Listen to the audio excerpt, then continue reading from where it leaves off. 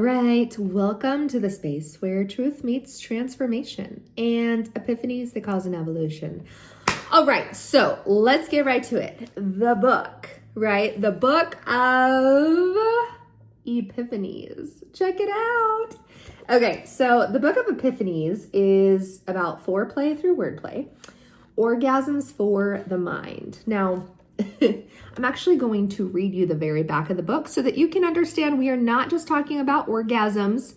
And even if we were, will someone please tell me what the problem is?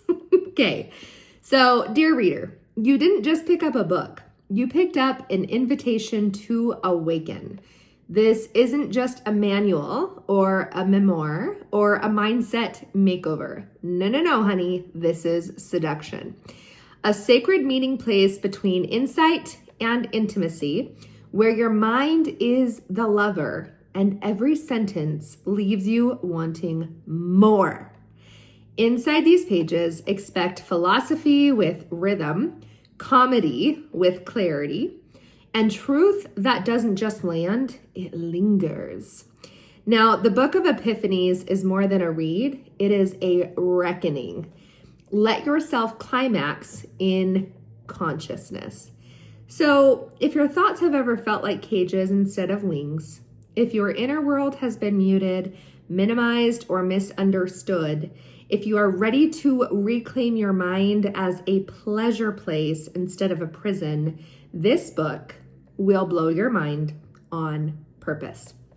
So this is the goodie.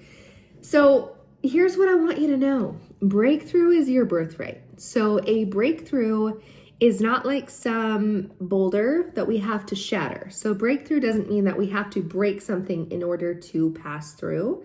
In fact, inside of the book, I talk about breakthrough is really just about the backwards reverse of the word. Like we need to take thorough breaks so that our mind can relax, honey. Because when the mind relaxes, that's when the epiphany can show up. And if you can have an epiphany, then you sure in hell can have a breakthrough. So the very word does not imply that we must break something, break down emotionally, break something physically. Like we do not have to have an emotional tantrum before we break into the new. In fact, breaking into the new just requires that you take the word and look at it from a space of, oh my gosh, I need thorough breaks, because when I take a break from productivity or solving or the stresses of life, then now I'm in a receptive space. And the universe cannot teach a already taught mind. So when you've decided that you already know, and we've all been there, like, I already know. Yeah, but when you know and you're not willing to be taught, then there is no space for the universe to give you an idea, the next breakthrough, the next clarity, the next whatever, because you're in the energy of trying to break through. And so you're in this like sort of forward momentum, calling it growth, when in reality you need to relax, okay? So you're going to want to purchase this book because there are so many different words that I take and pull apart so that you can have a reframe on what the word actually means, not from my lens, but from a playful, creative space. Because if we can change our relationship to words, now suddenly we're the creator of the script, of the mental reprogramming. And what's really amazing about that is that I think a lot of people approach it from a very serious place.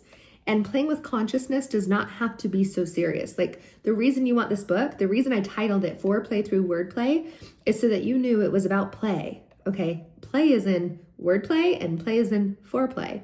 And beyond that, what's the point of playing? Because you want to have this epiphany that sounds like, la, right? Like the clouds departed and you're like, holy shitballs, that was there the whole time? Yes, but you needed to create space for it to land. So get the book. The link will be below, and it is being birthed literally on 8/8. There is significance to that, but I'm giving it to YouTube first to get their hands on the goodie, on the money, and you are gonna wanna get it right away because this shit is going to change the world. So let's get on the bandwagon of weird. Let's get on the bandwagon of like, how else can we play with this?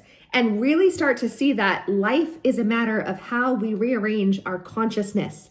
So, like the back of the book says, I think it's important to say one more time, you need to let yourself climax in consciousness.